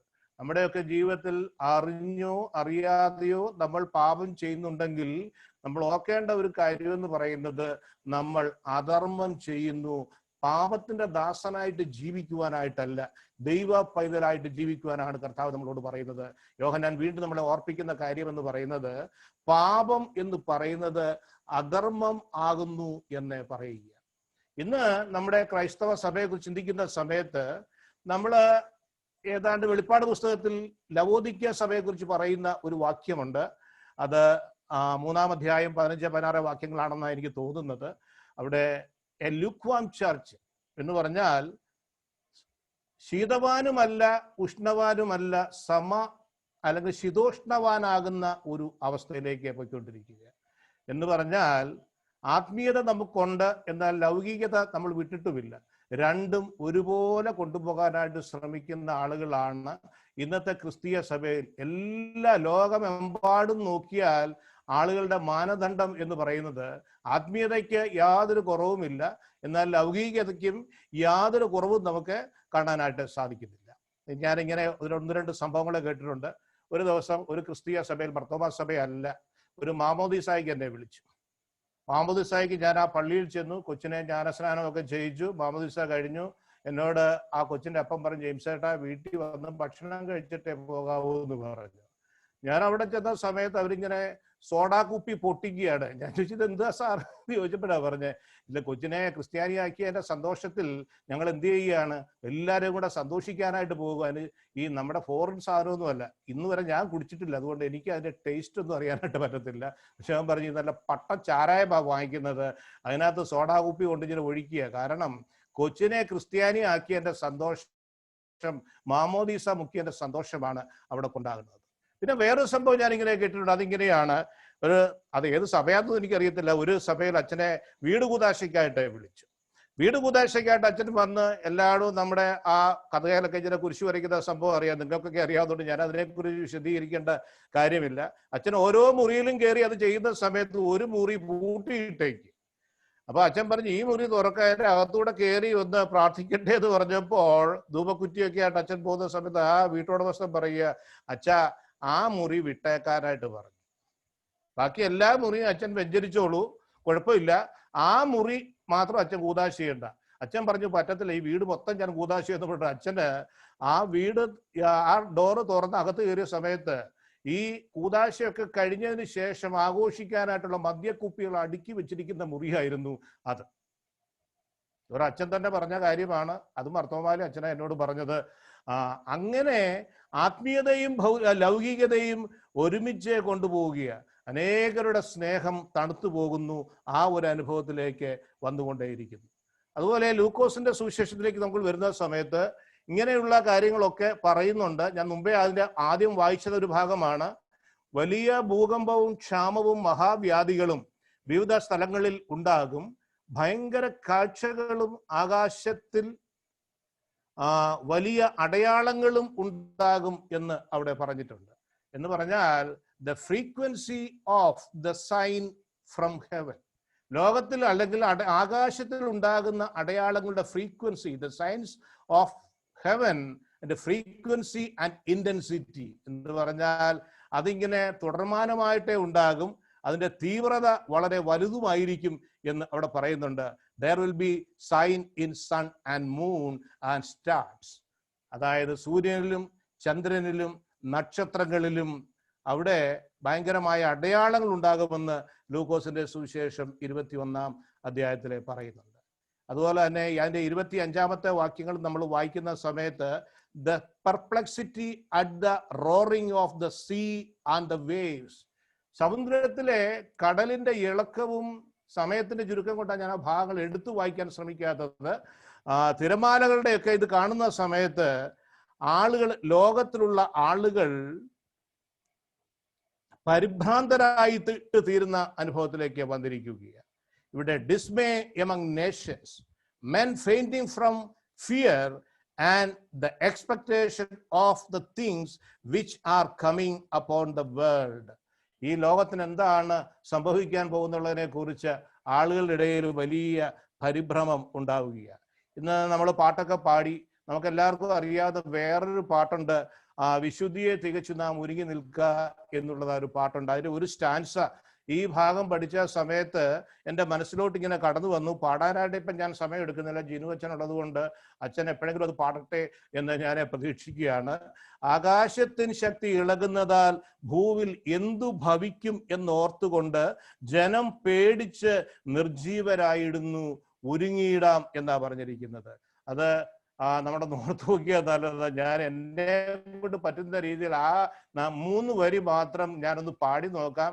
അത് കുറച്ച് കഴിയുമ്പോൾ ജിനു അച്ഛൻ വിളിച്ച് പറയും, ആ പാട്ട് അത് അങ്ങനെ അല്ലായിരുന്നു, ഇങ്ങനെയായിരുന്നു പാടേണ്ട എന്ന് പറയില്ല എന്ന് ഞാൻ പ്രതീക്ഷിക്കുക. അറിയാവുന്ന ആളുകള് നിങ്ങൾ സൂമിന്റെ അന്ന് സൗണ്ട് ഒന്നും അൺമ്യൂട്ട് ചെയ്യേണ്ട, അത് പിന്നെ ആകപ്പാടെ പ്രശ്നമാവും സൂമിൽ കൂടെ ആയതുകൊണ്ട്. എന്നാൽ നിങ്ങളുടെ മനസ്സിൽ അറിയാവുന്ന ആളുകൾ അവിടെ നിന്ന് പാടി നോക്കിയാൽ സന്തോഷം. ആകാശത്തിൻ ശക്തി ഇളകുന്നതാൽ ഭൂവിലെന്തു ഭാവിക്കുമെന്നോർത്തുകൊണ്ട് ജനം പേടിച്ചു നിർജീവരായിടുന്നു, ഒരുങ്ങിടാം. ഇതാണ് ആ പാട്ട്, വിശുദ്ധിയെ തികച്ചു നാം ഒരുങ്ങി നിൽക്കുക എന്നുള്ള ഒരു പാട്ടാണ്. ഇതൊക്കെ പഴയ നമ്മുടെ ഭക്തന്മാരായിട്ടുള്ള നമ്മുടെ പഴയ ആളുകളൊക്കെ പാടിയതായിട്ടുള്ള പാട്ടുകളാണ്. അത് നമ്മൾ ഇന്നും ഏറ്റുപാടി ദൈവത്തെ സ്തുതിക്കുക. പക്ഷെ ഇതൊക്കെ വെറുതെ പാടിപ്പോകുന്നതിനേക്കാൾ ഉപരി നമ്മൾ ചിന്തിക്കേണ്ട ഒരു കാര്യമാണ്. ആകാശത്തിന്റെ ശക്തി ഇളകുമ്പോൾ ഭൂവിന് എന്താണ് സംഭവിക്കാൻ പോകുന്നത് എന്ന് ഓർത്ത് ജനം പേടിച്ച് നിർജീവരായിടുന്നു, ഒരുങ്ങിയിടാം എന്നാ പറയുന്നത്. പക്ഷെ കർത്താവ് പറയുന്നത് ഇതൊക്കെ കേട്ടോണ്ട് നിങ്ങൾ പേടിക്കേണ്ട കാര്യമില്ല. ജാതികളായിട്ടുള്ള ആളുകൾ, കർത്താവുമായിട്ട് ബന്ധമില്ലാത്ത ആളുകൾ ഇതൊക്കെ കണ്ട് ധാരാളമായിട്ട് പേടിക്കും. കാരണം അവരുടെ അവസ്ഥ എന്താണെന്ന് വേദപുസ്തകം വ്യക്തമായിട്ട് പറഞ്ഞിട്ടുണ്ട്. നമ്മൾ എന്തിനു വേണ്ടി ആരാധനയ്ക്ക് വരുന്നത്, എന്തിനു വേണ്ടിയാണ് കൂട്ടായ്മയ്ക്ക് വരുന്നത്? ഈ ഒരു അനുഭവത്തിലൊക്കെ കർത്താവിനെ സ്നേഹിക്കുന്നത് കൊണ്ടാണ് നമ്മൾ ഈ ഒരു അനുഭവത്തിലേക്ക് വരുന്നത്. ക്രിസ്തുവിനെ നമ്മുടെ രക്ഷിതാവും കർത്താവുമായി സ്വീകരിച്ചിട്ടുള്ള ആളുകൾക്ക്, ദൈവവചന പ്രകാരം ജീവിക്കുന്ന ആളുകൾക്ക്, ദൈവവചന പഠനവും പ്രാർത്ഥനയും കൂട്ടായ്മയുടെ അനുഭവവും ഉള്ള ആളുകൾ അവർ പേടിക്കേണ്ടതായ ഒരു കാര്യം ഇല്ല എന്നാണ് കർത്താവ് നമ്മളെ ഓർപ്പിക്കുന്നത്. അതുപോലെ അടുത്തതായിട്ട് അവിടെ പറഞ്ഞിരിക്കും മത്തായിയുടെ സുവിശേഷം 24-ാം അധ്യായം 32-ാമത്തെ വാക്യത്തിൽ, അത്തി തളിർക്കുന്നത് കാണുമ്പോൾ വേനൽ അടുത്തു എന്ന് നിങ്ങൾ ഓർത്തുകൊള്ളണം എന്ന കർത്താവ് നമ്മളെ വീണ്ടും ഓർപ്പിക്കുന്നത്. അത്തി എന്ന് പറയുന്നത് യഹൂദനെ അല്ലെങ്കിൽ ഇസ്രായേലിനെ സൂചിപ്പിക്കുകയാണ്. അത്തി, ഒലീവ്, അതുപോലെ മുന്തിരി, ഇതൊക്കെ യഹൂദനെ സൂചിപ്പിക്കുന്നതായ കാര്യങ്ങളാണ്. അത്തി തളിർക്കുന്നു എന്ന് പറയുമ്പോൾ കർത്താവ് 2000 വർഷം മുമ്പ് പറഞ്ഞതായ ഒരു സംഭവമാണത്. എന്നാൽ നമ്മളിപ്പോൾ ഓർക്കേണ്ട ഒരു കാര്യം, അത്തി തളിർക്കുന്നു എന്ന് പറഞ്ഞാൽ ഇസ്രായേൽ ഒരു രാഷ്ട്രമായിട്ട് രൂപം പ്രാപിക്കുന്നു എന്നുള്ളതാണ് അതിൻ്റെ അർത്ഥം. എൻ്റെ ഓർമ്മ ശരിയാണെങ്കിൽ ദൈവവചനം പഠിക്കുമ്പോൾ നെബൂഖദ്നേസർ രാജാവ് വന്ന് യഹൂദയെ ആക്രമിക്കുന്നു, യെരുശലേം ദേവാലയം നശിപ്പിക്കുന്നു, യെരുശലേം തീ വെച്ച് നശിപ്പിക്കുന്നു. ആ ഒരു അനുഭവം ഉണ്ടായത് BC 586. ക്രിസ്തുവിന് 586 വർഷം മുമ്പാണ് അന്ന് ഉണ്ടായത്. അന്ന് യഹൂദയിലെ അവസാനത്തെ രാജാവായിരുന്ന സിദക്കിയാവിനെ പിടിച്ചുകൊണ്ടുപോയി. അതിനുശേഷം യഹൂദന് ഒരു രാഷ്ട്രം ഉണ്ടായിട്ടില്ല. പിന്നെ ഇസ്രായേൽ എന്ന് പറയുന്ന ഒരു രാഷ്ട്രം ഉണ്ടാകുന്നത് 1947 ഇന്ത്യക്ക് സ്വാതന്ത്ര്യം കിട്ടുന്ന ആ സമയത്തൊക്കെയാണ് ഇസ്രായേലിന് ഒരു രാജ്യം ഉണ്ടാകുന്നത്. 2ാം ലോക മഹായുദ്ധ സമയത്ത് അവർ നേരത്തെ പറഞ്ഞ കാര്യമാ, കാശ് കൊടുത്ത് വേണം പോലെ ഞങ്ങൾക്കൊരു രാജ്യം ഉണ്ടാകണം, കാശ് കൊടുത്തത് വാങ്ങിക്കുവാൻ ഞങ്ങൾ തയ്യാറാണെന്നൊക്കെ യഹൂദന്മാർ പറഞ്ഞു. പക്ഷേ 2ാം ലോക മഹായുദ്ധത്തിൽ അവര് അന്ന് ജയിച്ച കക്ഷികളെ സഹായിച്ചത് കൊണ്ട് അവർക്ക് ഒരു സ്ഥലം കൊടുത്തു. അവിടെ ഇസ്രായേൽ എന്ന് പറയുന്ന രാഷ്ട്രം വീണ്ടും ഉണ്ടായി. അതിനെക്കുറിച്ചൊന്നും വീണ്ടും പറയാനായിട്ട് ആഗ്രഹിക്കുന്നില്ല. ഞാൻ അതിൻ്റെ ഒരു കണക്ക് കൂട്ടിയ സമയത്ത് ഏതാണ്ട് 2500-ലധികം വർഷം, 2533 വർഷം അങ്ങോട്ട് കഴിഞ്ഞതിന് ശേഷമാണ് യഹൂദൻ അല്ലെങ്കിൽ ഇസ്രായേൽ വീണ്ടും ഒരു രാഷ്ട്രമായിട്ട് തീർന്നത് എന്നുള്ളത് നമ്മളെ ഓർക്കണം. അപ്പോൾ അത്തി തളിർക്കുമ്പോൾ വേനൽ അടുത്തു എന്ന് നമ്മൾ ഓർക്കണം. പക്ഷേ ജാതികൾ നിരാശയോടെ പരിഭ്രമത്തോടു കൂടി ഉണ്ടാകും. ലൂക്കോസിന്റെ സുവിശേഷം 21-ാം അധ്യായം 25, 26 വാക്യങ്ങൾ പറയുന്നത് ജാതികളുടെ ജീവിതത്തിൽ അല്ലെങ്കിൽ ജാതികൾക്ക് ഇതൊക്കെ കാണുമ്പോൾ നിരാശയും പരിഭ്രമവും ഉണ്ടാകും, അവർ നിർജീവരാകും എന്നാ പറയുന്നത്. എന്നാൽ കർത്താവ് പറയുന്ന ഒരു വാക്യമുണ്ട് 21-ാം അധ്യായത്തിലെ ലൂക്കോസിന്റെ സുവിശേഷം 21-ാം അധ്യായം അതിന്റെ 28-ാമത്തെ വാക്യത്തിൽ കർത്താവ് പറയുന്നത്, ഇതൊക്കെ സംഭവിച്ചു തുടങ്ങുമ്പോൾ നിങ്ങളുടെ വീണ്ടെടുപ്പ് അടുത്തു വരുന്നത് കൊണ്ട് നിവർന്ന് തല ഉയർത്തുവീൻ എന്ന് പറഞ്ഞിരിക്കുന്നത്. ഇതൊക്കെ കാണുമ്പോൾ ദൈവമക്കൾ പേടിക്കേണ്ട കാര്യമൊന്നുമില്ല, നമ്മളാരും പേടിക്കേണ്ട കാര്യമില്ല കേട്ടോ. കാരണം ദൈവമക്കൾ എന്നുള്ള നിലയിൽ മുഖം നടു കുനിച്ചു നിൽക്കാനല്ല പറഞ്ഞിരിക്കുന്നത്, നിവർന്നേ നിൽക്കുവാനായിട്ട്, കുനിഞ്ഞു നിൽക്കുവാനായിട്ടല്ല. നിങ്ങൾ നിവർന്നേ നിൽക്കണം, തല ഉയർത്തി നിൽക്കണം, സന്തോഷിക്കണം. ആ കാര്യമാണ് പറയുന്നത്. അപ്പോൾ ഈ ലോകത്തിൽ ഇങ്ങനെയുള്ളതായ സംഭവങ്ങളൊക്കെ കാണുന്ന സമയത്ത് നമ്മൾ വ്യക്തമായിട്ട് ഓർത്തിരിക്കേണ്ട ഒരു കാര്യമാണ്, നമ്മുടെ കർത്താവ് വീണ്ടും വരാനായിട്ടേ പോകുന്നു. പോയതുപോലെ ഞാൻ വീണ്ടും വരുമെന്ന് അപ്പോസ്തലപ്രവൃത്തികൾ 1-ാം അധ്യായത്തിലെ 11-ാമത്തെ വാക്യത്തിൽ കർത്താവ് പറഞ്ഞിട്ടുള്ളത് കൊണ്ട് കർത്താവിന്റെ വരവ് വളരെ അടുത്തിരിക്കുന്നു. കർത്താവ് വരുന്നു എന്ന് പറയുന്ന സമയത്ത് പണ്ട് എൻ്റെ ചെറുപ്പത്തിൽ എനിക്ക് പേടിയായിരുന്നു. കാരണം പോവിയല്ല എന്നുള്ളൊരു ഉറപ്പ് എനിക്കുണ്ടായിരുന്നു. കാരണം കുരുത്തക്കേടൊക്കെ ഇഷ്ടം പോലെ ജീവിതത്തിലുണ്ടായിരുന്നു. അപ്പം ഞാനും എൻ്റെ മൂത്ത ബ്രദറും കൂടെ കുറെ കാര്യങ്ങളൊക്കെ ഇങ്ങനെ അങ്ങോട്ടും ഇങ്ങോട്ടൊക്കെ പറയുമായിരുന്നു. അപ്പം ഞാൻ പറയും, പത്തായത്തിൽ കയറിയിരിക്കും, മുറിക്കാത്തേരി ഒളിച്ചിരിക്കും, എന്നെ പിടിക്കാൻ പറ്റത്തില്ല, എൻ്റെതായ ഭാഷയിലൊക്കെ ഞാൻ എൻ്റെതായ കാര്യങ്ങളൊക്കെ പറയുമായിരുന്നു. പക്ഷേ ദൈവ പൈതലെന്ന നിലയിൽ ദൈവം തരുന്ന ഒരു വലിയ പ്രോമിസാണ്, നിങ്ങൾ തല ഉയർത്തി നിൽക്കുവാനായിട്ടാണ് പറഞ്ഞിരിക്കുന്നത്. നിവർന്ന് തല ഉയർത്തി നിൽക്കണം ദൈവ മക്കൾ എന്നുള്ളതായ നിലയിൽ. ദൈവമക്കളുടെ ഒരു അവകാശം. നമ്മുടെ പ്രിയപ്പെട്ട ആരെങ്കിലും അമേരിക്കയിലോ ഗൾഫിലോ ഒക്കെ പോയതിനു ശേഷം ഞാൻ ഇന്ന ദിവസം വരും അല്ലെങ്കിൽ ഇന്ന ഏതെങ്കിലും സമയത്ത് വരുന്നു എന്ന് കേൾക്കുമ്പോൾ നമ്മളാരും പേടിക്കത്തില്ല. അതിൻ്റെ കാരണം എന്ന് പറയുന്നത്, നമ്മൾ ഒത്തിരി സ്നേഹിക്കുന്ന ആളാണ് വരാൻ പോകുന്നത്. നമ്മൾ പെട്ടെന്ന് എയർപോർട്ടിൽ പോയി ആ വ്യക്തിയെ സ്വീകരിക്കാനായിട്ടേ പോകും. കാരണം നമ്മൾ സ്നേഹിക്കുന്ന ആള് ഇതാരായിട്ടേ പോകുന്നു എന്നുള്ളതായ ഒരു കാര്യമാണ് അവിടെ സംഭവിക്കുന്നത്. അതുകൊണ്ട് കർത്താവായ യേശു ക്രിസ്തു വീണ്ടും വരുന്നു. ലോക സംഭവങ്ങളൊക്കെ നമ്മളെ ഇങ്ങനെ കാണിക്കുകയും പറയുകയും ഒക്കെ ചെയ്യുമ്പോൾ, ഇതൊക്കെ നമ്മൾ കാണുന്നു എന്ന് തോന്നുമ്പോൾ എന്നും ഇങ്ങനെ അങ്ങ് പോകും എന്ന് നമുക്ക് ആർക്കും ചിന്തിക്കാൻ പറ്റത്തില്ല. എന്നും ആരാധന ഉണ്ടാകും നമ്മൾ ചിന്തിച്ചു. പക്ഷേ പള്ളി മാർച്ച് 15-ാം തീയതി പൂട്ടിയതായി ഇപ്പം 5-6 മാസമായി നമുക്ക് ഒരുമിച്ച് കൂടുന്നതിനായിട്ട് സാധിക്കുന്നില്ല.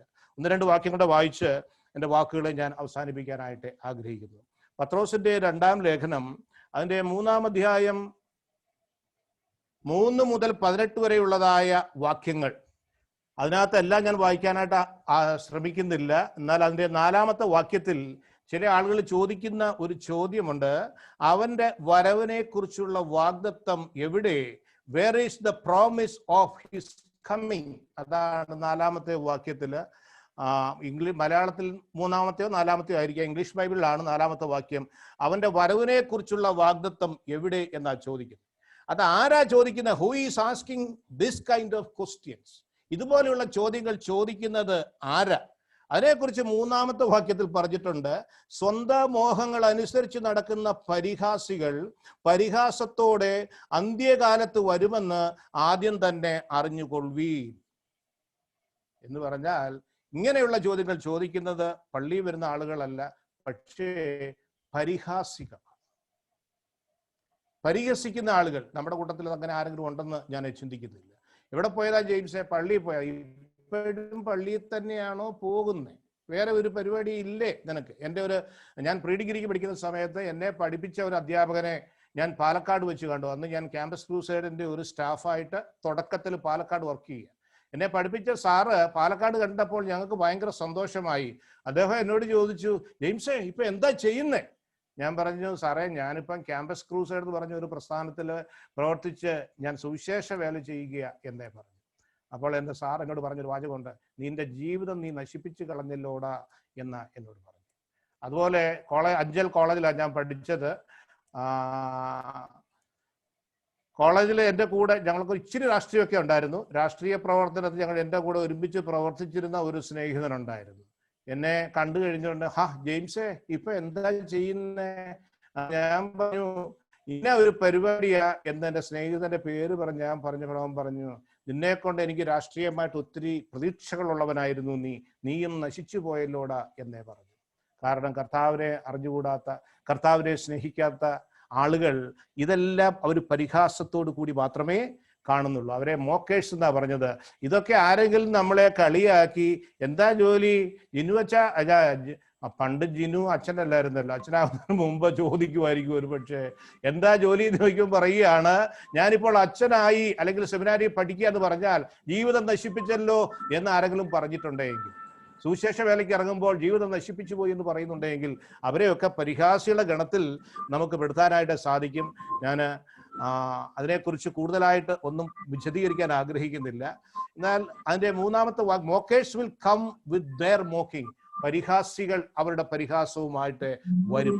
അതിന്റെ 4ാമത്തെ വാക്യത്തിൽ അവർ പറയുന്ന ഒരു കാര്യമുണ്ട്, ആ ഭാഗം കൂടെ ഞാനൊന്ന് വായിക്കാം.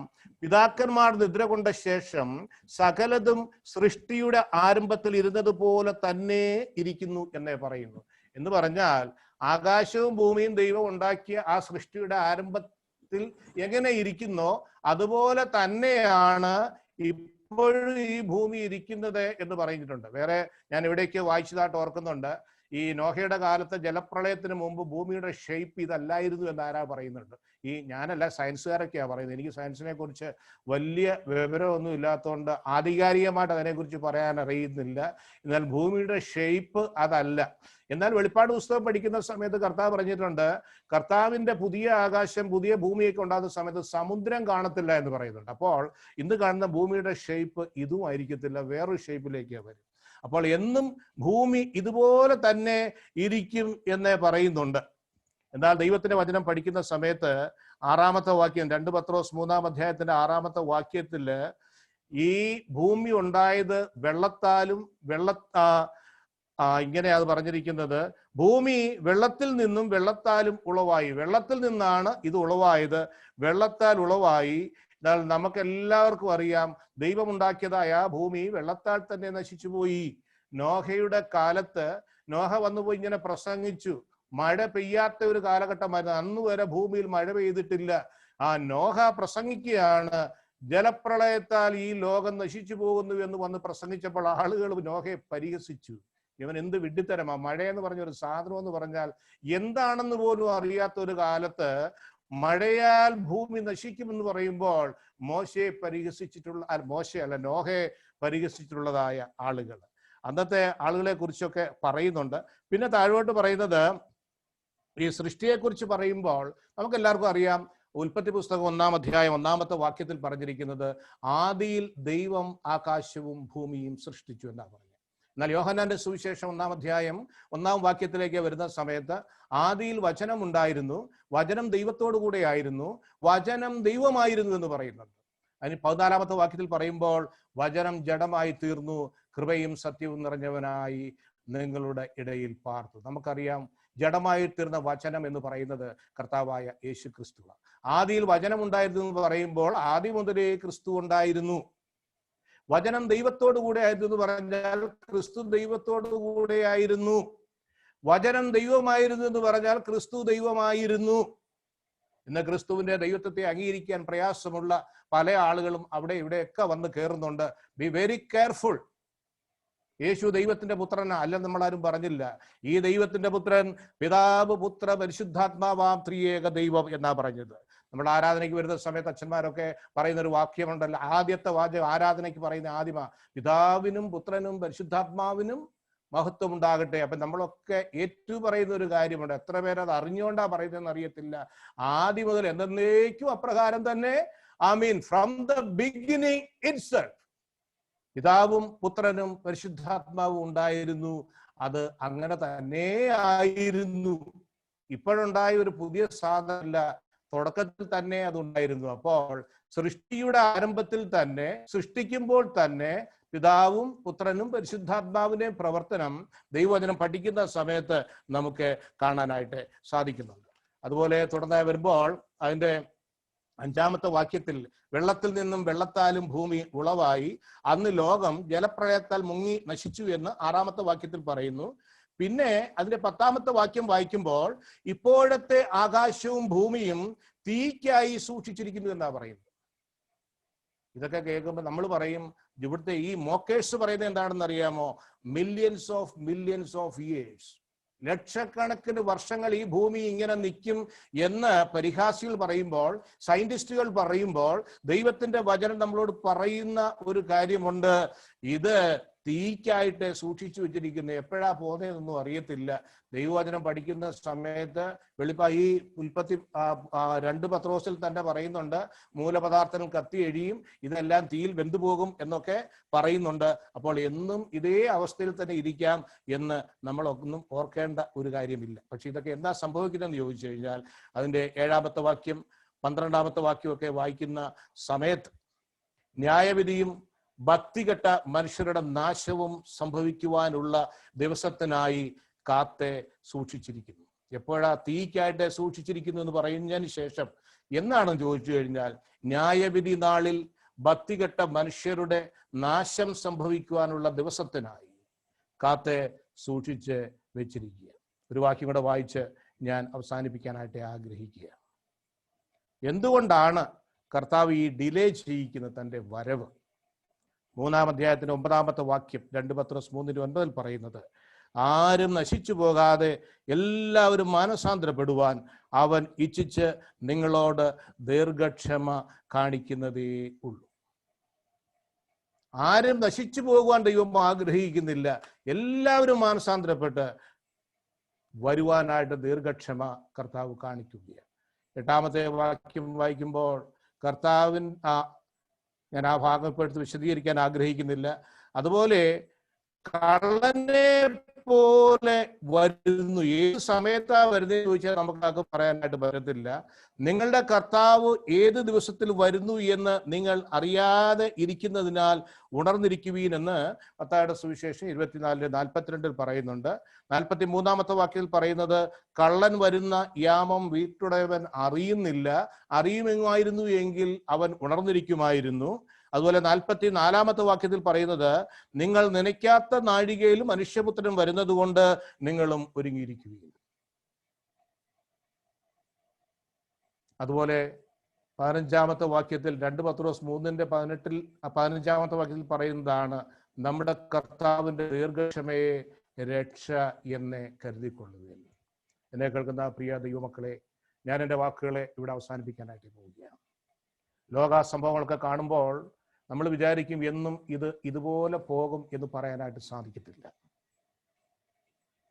കർത്താവ് വരും എന്ന് പറഞ്ഞിട്ടുണ്ട്. കാരണം അപ്പോസ്തലപ്രവൃത്തികൾ 1-ാം അധ്യായം 11-ാമത്തെ വാക്യത്തിൽ കർത്താവ് സ്വർഗാരോഹണം ചെയ്തതിന് ശേഷം 2 ദൂതന്മാർ വന്ന് പറയുന്ന കാര്യമാണ്, ഗലീല പുരുഷന്മാരെ, നിങ്ങൾ ആകാശത്തിലേക്ക് നോക്കി നിൽക്കുന്നത് എന്ത്? അതിനുശേഷം നിങ്ങൾ സ്വർഗത്തിലേക്ക് പോകുന്നവനായി കണ്ട ക്രിസ്തുവേശു. അതിന്റെ അവസാനം ഇങ്ങനെയാ പറയുന്നത്, അവൻ പോയതുപോലെ തന്നെ വീണ്ടും വരും എന്നാ പറയുന്നത്. കർത്താവ് തൻ്റെ 2-ാം വരവിനെ കുറിച്ച് താൻ ഈ ലോകത്തിലായിരുന്ന സമയത്ത്, ഞാൻ നിങ്ങൾക്ക് സ്ഥലം ഒരുക്കുവാൻ പോകുന്നു, പോയാൽ വേഗം വന്ന് നിങ്ങളെ എൻ്റെ അടുക്കൽ ഞാൻ ചേർത്തുകൊള്ളും, പരിശുദ്ധാത്മാവെന്ന കാര്യസ്ഥനെ ഞാൻ നിങ്ങൾക്ക് വേണ്ടി അയക്കും. ഇതൊക്കെ നമ്മൾക്കും പഠിക്കുകയൊക്കെ ചെയ്യുമ്പോൾ എൻ്റെ ജീവിതവുമായിട്ട് ഇതെങ്ങനെ ബന്ധപ്പെട്ടിരിക്കുന്നു എന്ന് നമ്മളത് ചിന്തിക്കേണ്ടതും ഏറ്റവും ആവശ്യമാണ്. അതുകൊണ്ട് നമ്മൾ ഇന്ന് ചിന്തിക്കേണ്ട ഒരു കാര്യം എന്ന് പറയുന്നത്, കർത്താവ് വരും എന്ന് ഉറപ്പിച്ചു പറഞ്ഞിട്ടുണ്ട്. വരവിൻ്റെ സംഭവങ്ങൾ, ലക്ഷണങ്ങൾ ഇതൊക്കെയാണെന്ന് പറഞ്ഞിട്ടുണ്ട്. ഞാൻ വിശ്വസിക്കുന്നത് COVID-19 is a sign of his coming, a sign of the end times. അത് അന്ത്യകാലത്തിൻ്റെ ഒരു ലക്ഷണമാണ്. പകർച്ചവ്യാധി അവിടെ ഉണ്ടാകും. ഇത് ലക്ഷണം മാത്രമാ, സമയമായിട്ടില്ല. ഇനി സമയമായിക്കോട്ടെ എന്ന് വിചാരിച്ച് നമ്മൾ ഇനിയും കാത്തിരിക്കേണ്ട കാര്യമൊന്നുമില്ല. ഇപ്പോഴാകുന്നു രക്ഷാദിവസം, ഇന്നാകുന്നു സുപ്രസാദ കാലം. ആ ഒരു അനുഭവത്തിൽ കർത്താവുമായിട്ട് വ്യക്തിപരമായ ഒരു ബന്ധത്തിൽ വന്ന് കർത്താവിനെ നമ്മൾ രക്ഷിതാവും കർത്താവുമായി സ്വീകരിച്ച് ദൈവ പൈതലായി, ദൈവ മകനായി, ദൈവവുമായുള്ള കൂട്ടായ്മയിൽ, സഭയുമായിട്ടുള്ള ബന്ധത്തിൽ, ആത്മീയ അനുഭവത്തിൽ മുന്നേറുവാൻ ദൈവം നമ്മെ ഓരോരുത്തരെയും സഹായിക്കട്ടെ എന്ന് പ്രാർത്ഥിച്ചുകൊണ്ട് ഇപ്രകാരം ഒരവസരം തന്ന പ്രിയപ്പെട്ട ജെയിംസ് വീരമല അച്ഛനോടും ജിനു അച്ഛനോടും നിങ്ങളോട് ഓരോരുത്തരുമുള്ളതായ നന്ദിയും സ്നേഹവും അറിയിച്ചുകൊണ്ട് ഞാൻ എൻ്റെ വാക്കുകളെ അവസാനിപ്പിക്കുന്നു. ദൈവം നമ്മെ അനുഗ്രഹിക്കട്ടെ. പ്രാർത്ഥിക്കാം.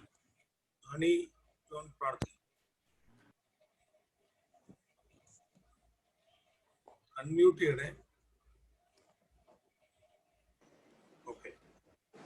ക്രിസ്തുയേശുവിൽ കൂടി ഞങ്ങളെ അത്യന്തം വാത്സല്യമായി സ്നേഹിക്കുന്ന ഞങ്ങളുടെ സ്വർഗീയ പിതാവേ, ദൈവമേ, കഴിഞ്ഞതായ പകൽ സമയത്രയും ഞങ്ങളെ കാത്തു സൂക്ഷിച്ച് പരിപാലിച്ച് ഈ നിമിഷം വരെ ഞങ്ങളെ ചേർത്ത് കൊണ്ടുവന്ന് കർത്താവെ, ഞങ്ങളുടെ പള്ളിയുടെ പ്രാർത്ഥനാ കൂട്ടത്തിൽ ഞങ്ങൾ ഏവരും ആയിരിക്കാൻ കർത്താവ് ഞങ്ങൾക്ക് ഒരുക്കി തന്ന ഈ അവസരത്തിനായിട്ട്, കർത്താവെ, വചനം കേൾപ്പാൻ തന്ന അവസരത്തിനായിട്ട് നന്ദിയോട് സ്തോത്രം കർത്താവെ, സ്തോത്രം യേശുവേ, പൊന്നുപിതാവേ. ദൈവമേ, കർത്താവെ, വചനം പറയുവാൻ ഒരുക്കിയ കർത്താവ് ജെയിംസിനെ ഓർത്ത് പ്രാർത്ഥിക്കുന്നു. കർത്താവെ, പൈതലിനെ കർത്താവ് പ്രാപ്തനാക്കിയല്ലോ വചനം പറയുവാൻ. ആ വചനത്തെ ഞങ്ങൾക്ക് കേൾക്കുവാനും തന്ന അവസരത്തിനായിട്ട് നന്ദിയോട് സ്തോത്രം കർത്താവെ, സ്തോത്രം യേശുവേ. വചനത്തെ അറിഞ്ഞ് ജീവിപ്പാൻ തക്കവണ്ണം ഞങ്ങളെ ഓരോരുത്തരെയും ഒരുക്കി കർത്താവിനുള്ളവരായി ഇരിപ്പാൻ തക്കവണ്ണം ഞങ്ങളെ ബലപ്പെടുത്തണമേ കർത്താവെ. ഈ ലോകം ഈ മഹാവ്യാധിയിൽ നിറഞ്ഞിരിക്കുന്നതായിട്ടുള്ള ഈ അവസരത്തിൽ കർത്താവെ, അങ്ങയുടെ വിശുദ്ധ കരം നീട്ടി കർത്താവിന്റെ സൗഖ്യത്തിന്റെ കരം കർത്താവെ ഈ ലോകത്തിന്മേൽ ഉണ്ടായിരുന്നു. അസ്വസ്ഥാൽ ഭാരപ്പെട്ടിരിക്കുന്നവരെ ഓരോരുത്തരെയും കർത്താവ് സൗഖ്യത്തിലേക്ക് നടത്തണമേ പൊന്നുപിതാവേ. അവരുടെ സാധാരണ ജീവിതത്തിലേക്ക് അവർ തിരിച്ചു വരുവാൻ തക്കവണ്ണം കർത്താവ് അവരെ സൗഖ്യം കൊടുത്ത് അനുഗ്രഹപൂർണമായിട്ട് അവരെ ജീവിതത്തിലേക്ക് കൊണ്ടുവന്ന് എൻ്റെ കർത്താവ് എനിക്ക് നന്മ ചെയ്തിരിക്കുന്നു എന്ന് പ്രഘോഷിക്കുവാൻ തക്കവണ്ണം കർത്താവെ അവരെ ഓരോരുത്തരെയും സാധ്യമാക്കി തീർക്കണമേ പിതാവേ. ദൈവമേ, ഈ രോഗത്തെ മാറ്റി നിർത്തുവാൻ തക്കവണ്ണം പ്രയത്നിക്കുന്നവരെ ഓരോരുത്തരെയും കർത്താവെ ഞങ്ങൾ അങ്ങയുടെ തിരുസന്നിധിയിൽ സമർപ്പിച്ച് പ്രാർത്ഥിക്കുന്നു. എൻ്റെ യേശുവേ, പിതാവേ, കർത്താവിന്റെ കൂട്ടായ്മയാൽ അവരെ ബലപ്പെടുത്തി മാനസികവും ശാരീരികവുമായിട്ടുള്ള ബലവും ശക്തിയും അവർക്ക് കൊടുത്ത് എൻ്റെ കർത്താവ് അവരെ ഓരോ നിമിഷവും കർത്താവിന്റെ കൂട്ടായ്മയിൽ ബലപ്പെടുത്തി അവരെ നടത്തണമേ പിതാവേ. ദൈവമേ, ഞങ്ങൾ ആരും ഈ രോഗത്തിന്റെ ഭീതിയിൽ ജീവിപ്പാൻ ഇടയാക്കരുതേ എൻ്റെ കർത്താവേ.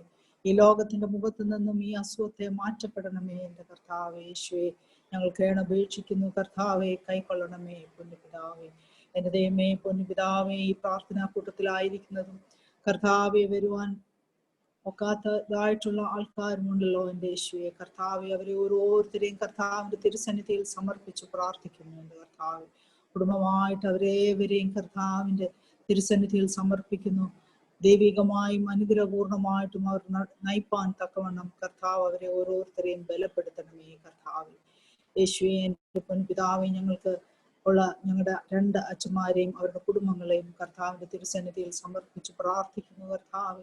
കുടുംബമായിട്ട് അവരെ ബലപ്പെടുത്തി അനുഗ്രഹിച്ച് കർത്താവിന്റെ കൂട്ടായ്മയിലായിരിക്കാനും ദൈവമേ ഓരോ ദിവസവും ഓരോ നിമിഷവും അനുഗ്രഹപൂർണമായിട്ട് അവർ മുന്നോട്ട് പോകുവാനും കർത്താവ് അവർക്ക് കൈത്താങ്ങായി നിൽക്കണമേ പൊന്നുപിതാവേ. യേശുവേ, എൻ്റെ കർത്താവേ, മറ്റു പലവിധമായിട്ടുള്ള പ്രയാസങ്ങളും അസുഖങ്ങളും അനുഭവിക്കുന്നവർ അനേകരുണ്ട് കർത്താവേ. അസുഖത്താൽ ഭാരപ്പെട്ടിരിക്കുന്നവരെ ഓർത്ത് പ്രാർത്ഥിക്കുന്നു. എൻ്റെ കർത്താവിന്റെ സൗഖ്യവും സമാധാനവും അവർക്ക് കൊടുത്ത് ശുശ്രൂഷിക്കുന്ന കൈകളെ കർത്താവ് ബലപ്പെടുത്തി അനുഗ്രഹപൂർണമായിട്ട് അവരെ നടത്തണമേ പൊന്നുപിതാവേ. മറ്റു പലവിധമായിട്ടുള്ള പ്രയാസങ്ങൾ അനുഭവിക്കുന്നവരുണ്ട്. കർത്താവിന്റെ സമാധാനവും കർത്താവിന്റെ ബുദ്ധി ഉപദേശത്താലും അവർ സമാധാനത്തിലും സൗഖ്യത്തിലും അവർ ആയിരിക്കാൻ തക്കവണ്ണം അവരെ ബലപ്പെടുത്തണമേ കർത്താവേ. ഞങ്ങളുടെ പ്രാർത്ഥനകളെല്ലാം കർത്താവെ അങ്ങ് കൈക്കൊള്ളണമേ. ഞങ്ങൾക്ക് ഉത്തരം നൽകണമേ പൊന്നുപിതാവേ. സകലവും യേശുവിന്റെ നാമത്തിൽ അപേക്ഷിക്കുന്നു, കൃപയോടെ കേൾക്കണമേ. ആമേൻ. സ്വർഗ്ഗസ്ഥനായ ഞങ്ങളുടെ പിതാവേ, തിരുനാമം പരിശുദ്ധമാക്കപ്പെടണമേ. ഞങ്ങളുടെ രാജ്യം വരണമേ. ഞങ്ങളുടെ ഇഷ്ടം സ്വർഗത്തിലെ പോലെ ഭൂമിയിലും ആകണമേ. ഞങ്ങൾക്ക് ആവശ്യമുള്ള ആഹാരം തരണമേ. ഞങ്ങളുടെ ഞങ്ങൾ ക്ഷമിച്ചിരിക്കുന്ന പോലെ കടങ്ങളും പാപങ്ങളും കടങ്ങളും ദോഷവും ക്ഷമിക്കണമേ. രക്ഷയിലേക്ക് പ്രവേശിപ്പിക്കാതെ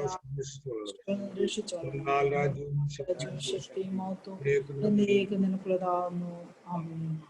രക്ഷിതാവുമായ യേശുമിശിഹായുടെ കൃപയും പിതാവായ ദൈവത്തിന്റെ സ്നേഹവും പരിശുദ്ധ റൂഹായുടെ നിത്യമായ സാന്നിധ്യവും ആലോചനയും കാവലും നാം പ്രാർത്ഥിച്ച എല്ലാ ആവശ്യങ്ങളോടും കൂടെ നമ്മുടെ എല്ലാ ജീവിത വഴികളോടും കൂടെ ഇന്നും എല്ലായ്പ്പോഴും ഉണ്ടായിരിക്കുമാറാകട്ടെ.